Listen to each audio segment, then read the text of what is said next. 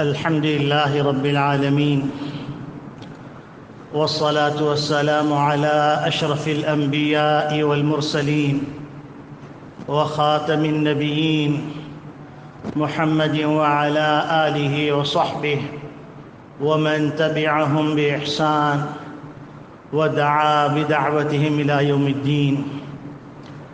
أما بعد، فأعوذ بالله من الشيطان الرجيم. بسم الله الرحمن الرحيم. قال الله تبارك وتعالى: هذا يوم ينفع الصادقين صدقهم لهم جنات تجري من تحت الأنهار خالدين فيها لهم جنات تجري من تحتها الأنهار خالدين فيها أبدا رضي الله عنهم ورضوا عنه ذلك الفوز العظيم. وقال النبي صلى الله عليه وسلم: الصدق ينجي والكذب يهلك. وقال النبي صلى الله عليه وسلم: اللهم إني أسألك رضاك وسخطك، رضاك والجنة، وأعوذ بك من سخطك والنار، او كما قال علیہ الصلاۃ والسلام. میرے محترم بزرگوں، عزیز دوستوں، دینی اسلامی بھائیوں، اللہ رب العالمین نے اور نبی کریم صلی اللہ علیہ وسلم نے جھوٹ سے بچنے کی تاکید فرمائی ہے اور سچ کو اختیار کرنے کا حکم فرمایا ہے. آج دنیا کے اندر یہ بات معروف ہو گئی ہے کہ سچ سے کچھ نہیں ملتا اور جھوٹ سے سب کچھ ملتا ہے. یہ بات بھی معروف ہو گئی، بلکہ مسلمہ حقیقت کے طور پر تسلیم کر لی گئی کہ جھوٹ کے بغیر کاروبار ہو ہی نہیں سکتا. جبکہ نبی کریم صلی اللہ علیہ وسلم نے سچ کی تاکید فرمائی اور نبی کریم صلی اللہ علیہ وسلم نے یہ اعلان فرمایا کہ الصدق ینجی والکذب یہلک، سچائی نجات دلاتی ہے اور جھوٹ انسان کو ہلاک کر دیتا ہے. اب آپ یہ سوچیں کہ اگر کوئی آدمی کہے کہ ماحول خراب ہو گیا ہے، اس خراب ماحول کے اندر سچ بولنا ممکن ہی نہیں ہے، تو سب سے پہلی بات تو یہ ذہن نشین کر لینی چاہیے کہ اللہ رب العالمین نے کوئی بھی ایسی بات کا حکم نہیں فرمایا جو انسان کے بس میں نہ ہو. ماحول خراب ہے، بے نمازیوں کی تعداد بہت زیادہ ہے، تو کیا ہم کو کوئی نماز پڑھنے سے روک رہا ہے؟ یقیناً ہم نماز پڑھتے ہیں اور جو نماز پڑھتے ہیں وہ سب مبارکباد کے مستحق ہیں. ماحول خراب ہے، بے نمازیوں کی تعداد نمازیوں کی تعداد سے زیادہ ہے، لیکن اس کے باوجود نماز پڑھنے میں کوئی مشقت اور کوئی تکلیف نہیں. رمضان مبارک کا روزہ آتا ہے تو بہت بڑی تعداد بے روزہ لوگوں کی ہوتی ہے، لیکن اس کے باوجود کیا روزہ رکھنے کا ارادہ کرنے والا اس کو کوئی روزہ رکھنے سے روکتا ہے؟ اسی طریقے سے آپ زکوٰۃ لے لیجئے کہ زکوٰۃ اگر صحیح طرح سے ادا کی جائے تو معاشرے میں کوئی غریب نہ رہے، لیکن زکوٰۃ یا تو ادا نہیں کی جاتی یا ادا کی جاتی ہے تو ایک تخمینے کے ساتھ ادا کر دی جاتی ہے، اہتمام نہیں کیا جاتا اور ایک اندازہ لگا دیا جاتا ہے بس ٹھیک ہے ہو گئی. یعنی ایسے واقعات بھی سننے کو ملے کہ 5,000 روپے دے دیے، اربوں کے مالک ہیں اور کہا بس ہو گیا. کہا گیا کہ اللہ کے بندو، یہ اللہ کا حق ہے، اللہ نے فرض قرار دیا ہے، اس کو ادا کرنا چاہیے. تو کہتے ہیں کہ اللہ نے ہم کو دیا، اس کو کس بات کی ضرورت؟ مسئلہ یہ ہے کہ اللہ کو ضرورت نہیں ہے، اللہ کے بندوں کی ضرورت ہے، اور اللہ نے اس کو اپنی طرف منسوب کر کے اس کی اہمیت اور اس کی تاکید کو بڑھا دیا ہے. اسی طریقے سے حج، ایک وقت تھا کہ 6 مہینے سال لگتے تھے بیت اللہ پہنچنے میں، اور لوگ جب حج کے لیے روانہ ہوتے تو وصیتیں کر کے تمام احکامات جو بعد میں پیش آ سکتے ہیں وہ احکامات دے کر ایک وصیت نامہ تیار کر کے سب سے معافی تلافی کر کے حج کے لیے جاتے تھے. حالانکہ اس وقت ٹوٹل ریگستان تھا، اور اس ریگستانی سفر کے اندر مشقتوں کے ایک پہاڑ تھے، لیکن حج کرنے والے حج کرنے جاتے رہے.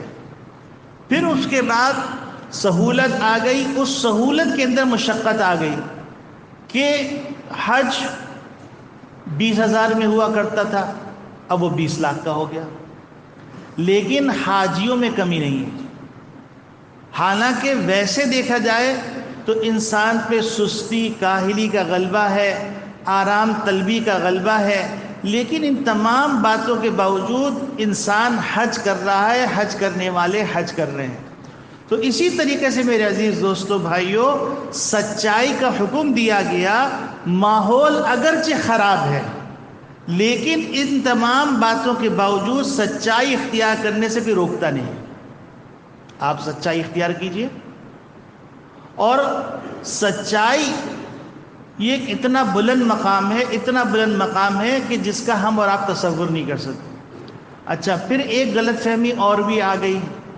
وہ غلط فہمی یہ آ گئی کہ سچائی کا تعلق صرف قول سے ہے، یعنی آپ سچ بات کہیں، سچا وعدہ کریں، آپ جو ہے سچا معاہدہ کریں. لیکن اللہ اور اس کے رسول کی نگاہ میں سچائی کا تعلق قول سے بھی ہے، فعل سے بھی ہے. قول سے تو ہمارے درمیان معروف ہے کہ آپ سچی بات کریں. فعل کا مطلب کیا ہے؟ فعل کا مطلب یہ ہے کہ آپ جو فعل کر رہے ہیں، اللہ کی نگاہ میں جو کام کرنا اللہ چاہتے ہیں، جو کام ہم سے مطالبہ کرتے ہیں، وہ کام ہم اس طرح کر رہے ہیں اور اللہ کے لیے کر رہے ہیں.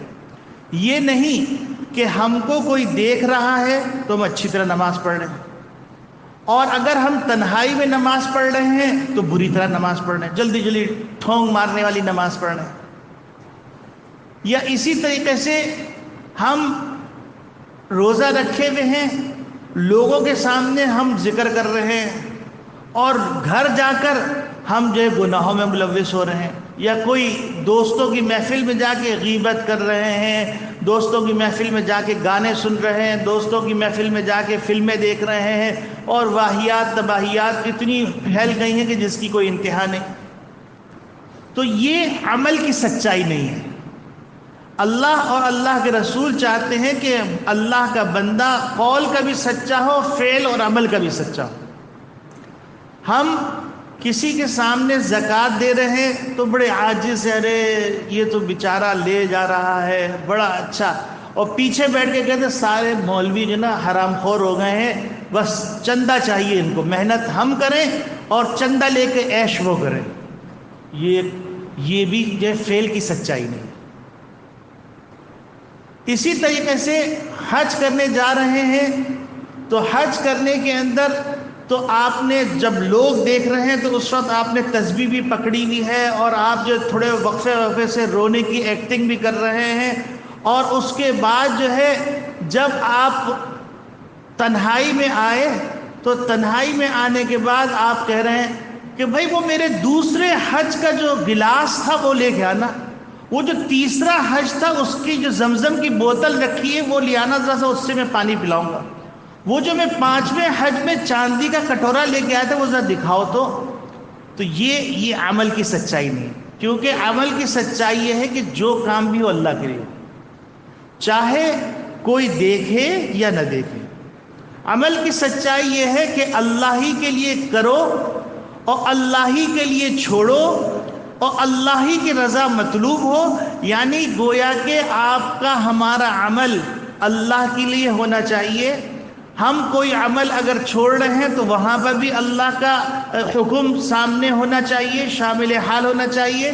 اگر ہم کوئی کام کر رہے ہیں تو وہاں پر بھی اللہ کی رضا اور خوشنودگی ہونی چاہیے۔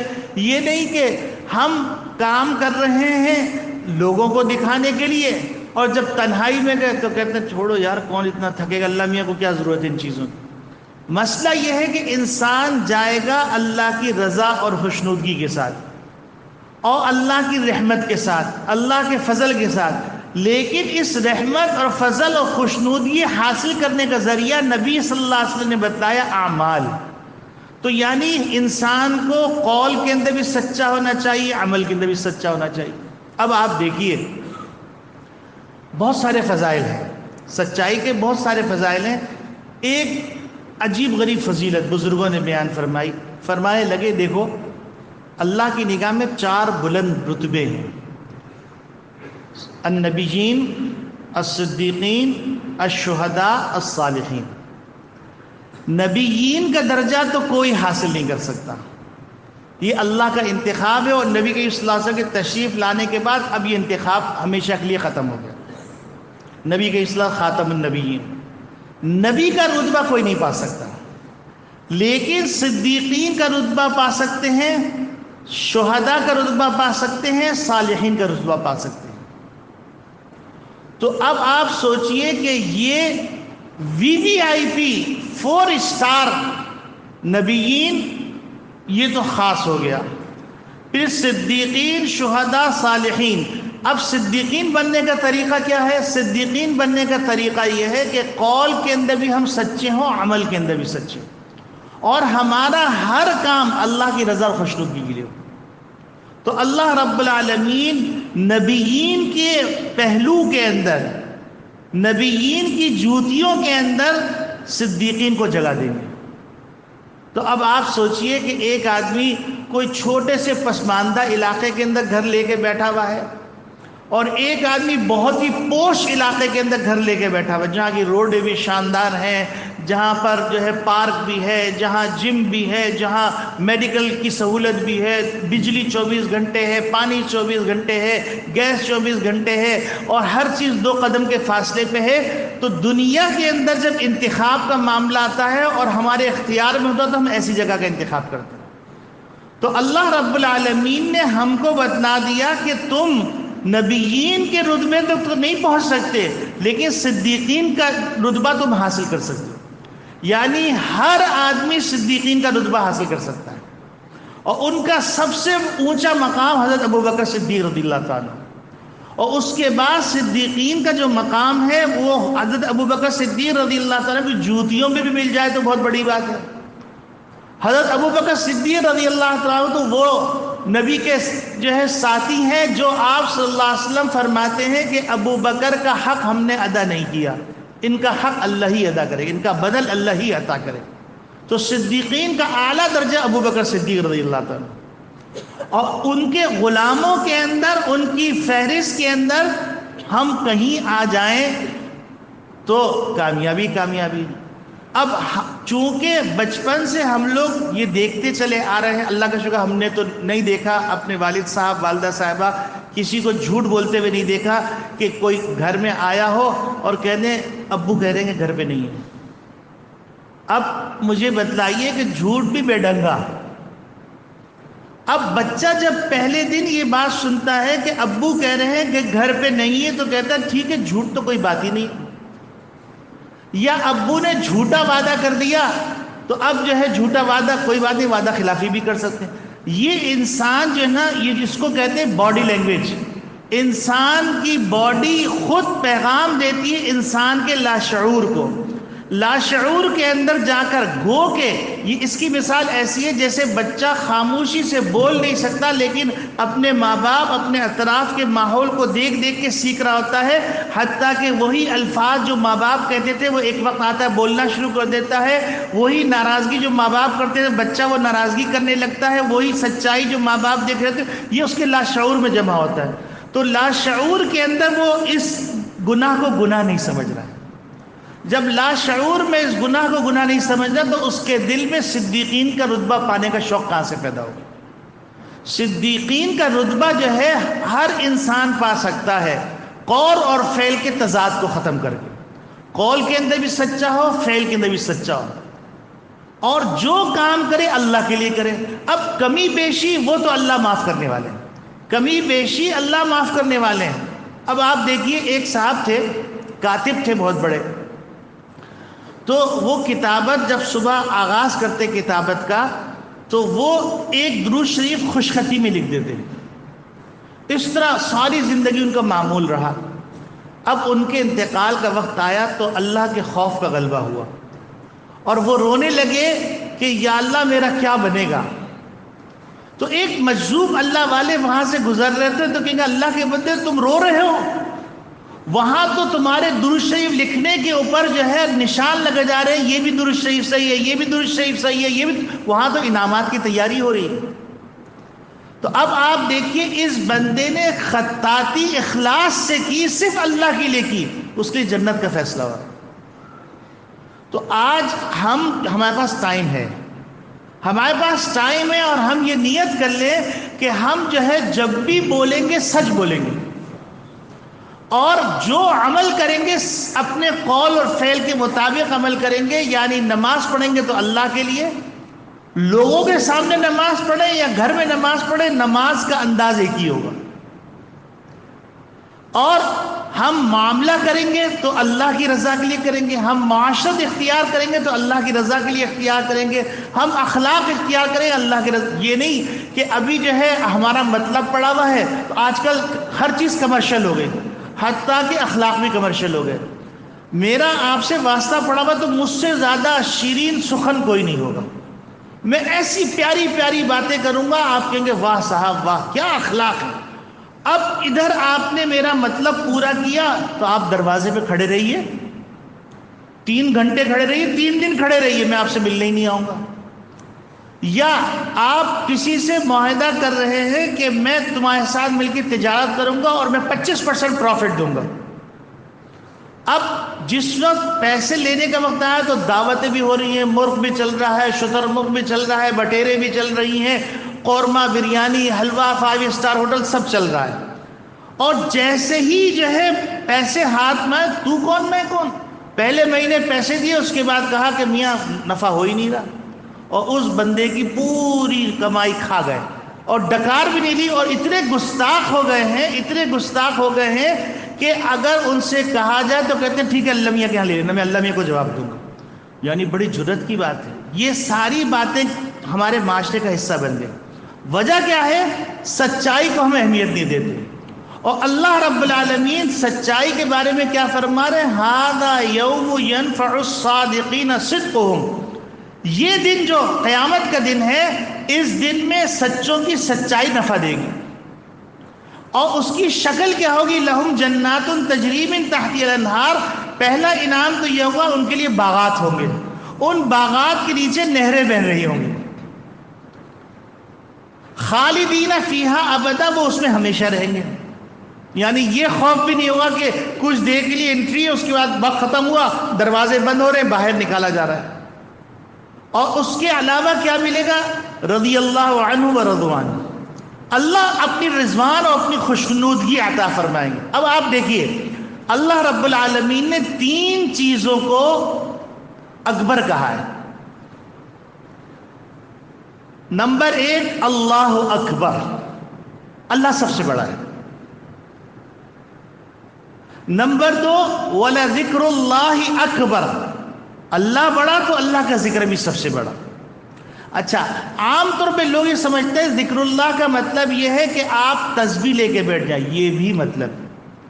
ذکر اللہ کے اندر وعدہ پورا کرنا بھی آتا ہے، ذکر اللہ کے اندر حسن معاشرت بھی آتی ہے، ذکر اللہ کے اندر حسن معاملات بھی آتے ہیں، ذکر اللہ کے اندر نماز بھی آتی ہے، روزہ بھی آتا ہے، حج بھی آتا ہے، زکوٰۃ بھی آتی ہے، خیرات بھی آتی ہے، صلہ رحمی بھی آتی ہے، قرآن کریم کی تلاوت بھی آتی ہے، اللہ کا سبحان اللہ، الحمدللہ، اللہ اکبر، اللہ کی شان میں یہ کلمات کا کہنا بھی آتا ہے. اور اس استغفر اللہ کہنا بھی ذکر اللہ میں آتا ہے. تو ولا ذکر اللہ اکبر. ایک بزرگ بڑے عجیب غریب بات فرمانے لگے اور بالکل کامن سی بات ہے. آپ دیکھیے ایک آدمی بالکل فقیر ہے جیسے ایاز جب آیا تھا تو وہ گدڑی لے کے آیا تھا, پھٹے ہوئے کپڑے تھے. محمود کی نگاہ فراست کی اس پہ پڑی تو ایاز کو ایاز بنا دیا. تو اب پھر کیا ہوا, ایک ہی صف میں کھڑے ہو گئے محمود و ایاز, نہ کوئی بندہ رہا نہ کوئی بندے نواز. یعنی جو اکبر تھا اس اکبر کی قربت سے وہ بھی اکبر ہو گیا. تو وَلَذِكْرُ اللَّهِ اکبر. جب اللہ کا ذکر ہم کریں گے یعنی عبادات کے اندر بھی ہم اللہ کو یاد رکھیں گے, یہ بھی ذکر ہے. حسن معاشرت کے اندر بھی یاد رکھیں گے, یہ بھی ذکر ہے. حسن معاملات میں یاد رکھیں گے, یہ بھی ذکر ہے. اور حسن اخلاق کے اندر رکھیں گے, یہ بھی ذکر ہے. تواضع اختیار کریں گے, یہ بھی ذکر ہے. تکبر سے بچیں گے, یہ بھی ذکر ہے. صلہ رحمی کریں گے, یہ بھی ذکر ہے. اور جو جھوٹ سے بچیں گے, یہ بھی ذکر ہے. ہر گناہ کا کام اللہ کے خوف سے چھوڑیں گے, یہ بھی ذکر ہے. ہر نیکی کا کام اللہ کی رضا کے لیے کریں گے, یہ بھی ذکر ہے. تو اب آپ مجھے بتلائیے کہ وَلَذِكْرُ اللَّهِ اکبر. اب بعض لوگ ہوتے ہیں کہتے ہیں حضرت ایک وقت تھا ہم 1000 دانے تسبیح پڑھا کرتے تھے, اب تسبیح پڑھنے کا موقع نہیں مل رہا. لیکن یاد رکھیے آپ 1000 دانے تسبیح پڑھ رہے تھے اور لیکن اب آپ نماز پڑھ رہے ہیں, روزہ رکھ رہے ہیں, حج کر رہے ہیں, زکوٰۃ دے رہے ہیں, تو آپ ذکر اللہ کی حالت کے اندر ہیں. یہ ذکر اللہ ہے. اور اللہ کے رسول نے فرمایا اب سب سے جو افضل بات, سب سے پسندیدہ بات اللہ کے ہاں کیا ہے, ان یکون لسانک رطبا بذکر اللہ, کہ تمہاری زبان اللہ کے ذکر سے تر رہے. تو اللہ نے ذکر اللہ کو اکبر کہا. اور تیسرا اکبر جو اللہ نے کہا ہے وَرِضْوَانٌ مِّنَ اللَّهِ اکبر. اللہ کی رضا اور خوشنودگی یہ سب سے بڑی ہے, کیونکہ اس کے بغیر جہنم سے بچ نہیں سکتے, اس کے بغیر خاتمہ بالخیر نہیں ہو سکتا, اس کے بغیر پل صراط عبور نہیں کر سکتے, اس کے بغیر جو ہے میزان عمل کا معاملہ کھٹائی میں پڑا رہے گا, اس کے بغیر جنت میں داخل نہیں ہو سکتے. حتیٰ کہ جب اللہ رب العالمین جمعے کے دن دنیا کے اندازے کے مطابق اپنا دربار لگائیں گے میدان مزید, تو اس میدان مزید کے اندر جو اللہ رب العالمین سے اللہ رب العالمین فرمائیں گے سلونی ما شئتم, تم جو چاہتے ہو مجھ سے مانگو. اب وہ لوگ کہیں گے کہ ایک لمبی تفصیل, وقت چونکہ کم رہ گیا ہے, کسی وقت یہ حدیث سناؤں گا, بڑی شاندار حدیث ہے کہ کس طریقے سے اللہ کا دربار لگے گا, کس طریقے سے انبیاء مسیریوں پہ بیٹھے ہوئے ہوں گے, کس طریقے سے صدیقین صوفہ بیٹھے ہوں گے, کس طریقے سے شہداء صالحین جو ہے دوسرے درجے کے صوفہ بیٹھے ہوں گے, پھر کس طریقے سے مومنین کا درجہ ہوگا, کس طریقے سے پہاڑوں پہ بیٹھیں گے, کس طریقے سے مشک و زعفران اور عنبر کی ہوا چلے گی اور وہ سر سے پاؤں تک معطر کر دے گی. اس وقت اللہ رب العالمین وہاں پر حکم دیں گے, جیسے حضرت داؤد علیہ السلام تلاوت کریں گے تو اس تلاوت سے جو ہے سب جھوم جائیں گے, نشے کے عالم میں آ جائیں گے, وسط کے عالم میں آ جائیں گے. اور پھر اس کے بعد جو تلاوت ایک وقت آئے گا کہ اللہ رب العالمین خود تلاوت کر کے سنائیں گے. تو اب آپ سوچئے کہ وہ منظر کیا ہوگا. اس منظر کے اندر اللہ میاں کہیں گے اور لوگ بالکل ایک دوسرے کو بھول جائیں گے, حتیٰ کہ اپنے آپ کو بھی بھول جائیں گے. اور اللہ رب العالمین فرمائیں گے سلونی ما شئتم, تم جو مانگو. وہ کہیں گے اے پروردگار ہم کو آپ کی رضا اور خوشنودگی چاہیے. تو اللہ رب العالمین فرمائیں گے کہ ہماری رضا اور خوشنودگی تم کو حاصل ہو گئی. دنیا میں کوئی چاہتا ہے کہ اس کو یہ بشارت مل جائے تو قرآن کی اس آیت سورۃ المائدہ کی جو آیت ہے ھذا یوم ینفع الصادقین صدقہم لہم جنات, جس طرح ہم کہتے ہیں صحابہ کو اللہ رب العالمین نے دنیا کے اندر جنت کی خوشخبری سنا دی, تو اس آیت کے اوپر عمل کرنے والوں کو 100% یہ خوشخبری حاصل ہوگی.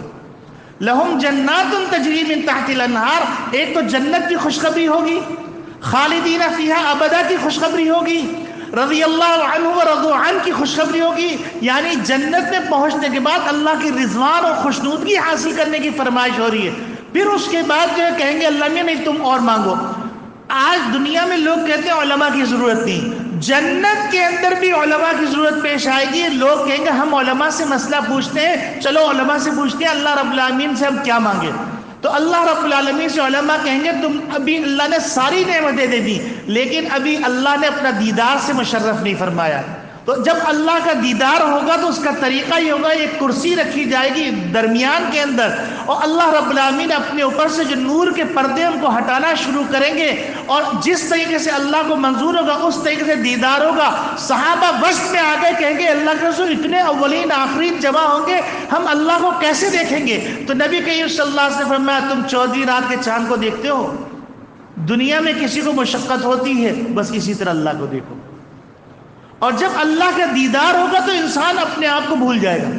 اور پھر اس کے بعد جب اللہ روانہ کریں گے تو وہاں پر اللہ رب العالمین کیا فرمائیں گے؟ اللہ رب العالمین فرمائیں گے یہ بازار میں چلے جاؤ، بازار میں خوبصورت ٹرے رکھی ہوں گی سونے چاندی کی، اور ان پہ مشک عنبر اور زعفران کا چھڑکاؤ ہوا ہوگا. اس میں نہ خربوزہ ہوگا، نہ پپیتا ہوگا، نہ آلو ٹماٹر ہوں گے، نہ گوشت ہوگا. اس کے اندر حسین حسین چہرے رکھے ہوں گے. جو چہرہ پسند آئے گا تو اللہ رب العالمین فرمائیں گے اس کا چہرہ ویسے ہی کر دو. یہ ایک لمبی حدیث ہے، یعنی اس حدیث کو اگر سننے لگے تو انسان کہتا ہے بس جنت میں پہنچ جائے کسی طریقے سے. اور جنت میں پہنچنے کا ممبر رسول پہ بیٹھ کے وعدہ کروں آپ میرے لیے دعا کریں، آپ کے لیے میں دعا کروں کہ ہم نے اس آیت پہ عمل کر لیا کہ سچائی کو قول کے اندر بھی اختیار کر لیا، سچائی کو عمل کے اندر بھی اختیار کر لیا. تو یہ ساری بشارتیں ہمارے لیے ہیں. لہم جنات تجری من تحت الانہار، دنیا میں یہ بشارت دی جا رہی ہے اور اللہ کی زبانی دی جا رہی ہے. نبی کریم صلی اللہ علیہ وسلم پڑھ کے بتلایا ہے لہم جنات تجری من تحت الانہار خالدین فیہا رضی اللہ عنہم ورضوا عنہ ذالک الفوز العظیم. بہت بڑی کامیابی ہے، سب سے بڑی کامیابی. تو میرے عزیز دوستو بھائیوں، آج سے ہم یہ طے کر لیں، آج سے ہم یہ طے کر لیں کہ ہم آج سے جھوٹ نہیں بولیں گے. اور یاد رکھیں یہ سب کچھ ہم اللہ کے لیے کریں اور اللہ سے یہ دعا مانگتے رہیں اللہم انی اسألک رضاک والجنہ. اے اللہ میں آپ سے آپ کا رضوان، آپ کی خوشنودگی کا سوال کرتا ہوں اور جنت کا سوال کرتا ہوں. وَأَعُوذُ بِكَ مِن سَخَطِكَ وَالنَّارِ، اور اے اللہ میں پناہ چاہتا ہوں آپ کی ذات اقدس کے ذریعے سے آپ کی ناراضگی اور جہنم سے. یہ دو چیزیں اللہ سے مانگنے والی ہیں. پناہ بھی مانگنے والی چیز ہے اور ناراضگی سے بچنے کی پناہ بھی مانگنے والی چیز ہے اور جہنم سے بچنے کی پناہ مانگنے کی بھی چیز ہے، اور اسی طرح جنت کا سوال اور اللہ کی رضا اور خوشنودی. تو یہ جب اللہ رب العالمین ہم کو عطا کریں گے پھر آپ سوچئے. ایک موقع پر نبی کریم صلی اللہ علیہ وسلم فرماتے ہیں کہ جو آدمی حق پہ ہونے کے باوجود لڑائی جھگڑے کو چھوڑ دے تو میں جنت کے مضافات کے اندر اس کو ضمانت دیتا ہوں، جنت کی محل کی ضمانت دیتا ہوں. یہ نبی کی ضمانت ہے، یہ میری اور آپ کی ضمانت نہیں. اور پھر اگلا ٹکڑا فرماتے ہیں کہ جو جھوٹ چھوڑ دے تو جنت کے وسط کے اندر میں جنت کے اندر محل کا ضامن ہوں، میں اس کو جنت میں محل عطا کروں گا. اور پھر اس کے بعد فرمایا جو حسن اخلاق اختیار کرے، حسن اخلاق اختیار کرے تو نبی کریم صلی اللہ علیہ وسلم فرماتے ہیں میں جنت الاعلیٰ کے اندر اس کے لیے محل دینے کے لیے ضمانت دیتا ہوں. بتاؤ، جنت قدم قدم پہ پڑی ہوئی، قدم قدم پہ جنت پڑی ہوئی ہے اور اس کو حاصل کرنے کے راستے بھی ہیں. تو میرے عزیز دوستو بھائیو، آج سے ہم یہ نیت کر لیں، آپ میرے لیے دعا کریں، میرے بچوں کے لیے دعا کریں، میرے بہن بھائیوں، میرے ماں باپ اور میرے خاندان والوں کے لیے میں آپ کے لیے دعا کروں. اللہ تعالی ہم سب کو صادقین بنا دے اور ہم کو صدیقین کا رتبہ عطا فرما دے. صدیقین کے فضائل اگر بیان کیے جائیں تو آپ کہیں گے یا اللہ ہم کس غفلت میں پڑے ہوئے تھے. صدیقین کے ایسے ایسے فضائل ہیں، ایسے آپ سوچئے تو نبی کے بعد درجہ صدیقین کا. آپ سوچئے کہ آج دنیا میں تاجر اگر سچا تاجر بن جائے تو دنیا، آپ حیران ہوں گے، فارس کے اندر ایمان کی جو ہوائیں چلی ہیں یہ سچے تاجروں کی وجہ سے چلی. ملبار کے اندر جو ایمان کی ہوائیں چلی ہیں، یعنی ہندوستان کے اندر جو ایمان کی ہوائیں چلی ہیں یہ صدیقین والے تاجروں کے ذریعے سے چلی اور سچائی کی وجہ سے. اور اللہ رب العالمین نے فرمایا کہ نبی کریم صلی اللہ علیہ وسلم کی زبانی کہ فرماتے التاجر الصدوق الامین، وہ تاجر جو سچا ہو، امانت دار ہو. تو نبی کریم صلی اللہ علیہ وسلم فرماتے ہیں یحشر مع النبیین والصدیقین والشہداء، یعنی گویا کہ سچے بن کے تاجر وہ بھی جو ہے جنت میں صدیقین کے درجے پہ پہنچ سکتا ہے۔ اور یاد رکھیے جس کی ضمانت اللہ لے لے وہ نقصان کیسے اٹھائے گا؟ نہیں اٹھا سکتا نقصان، یہ یقین رکھیے۔ اللہ رب العالمین ہم سب کو صدیقین میں بنا دے، ہمارے بچوں کو صدیقین میں بنا دے۔ اللہ رب العالمین ہم کو سچ بولنے اور سچ پہ عمل کرنے اور سچا عمل کرنے کی توفیق عطا فرمائے۔ وآخر دعوانا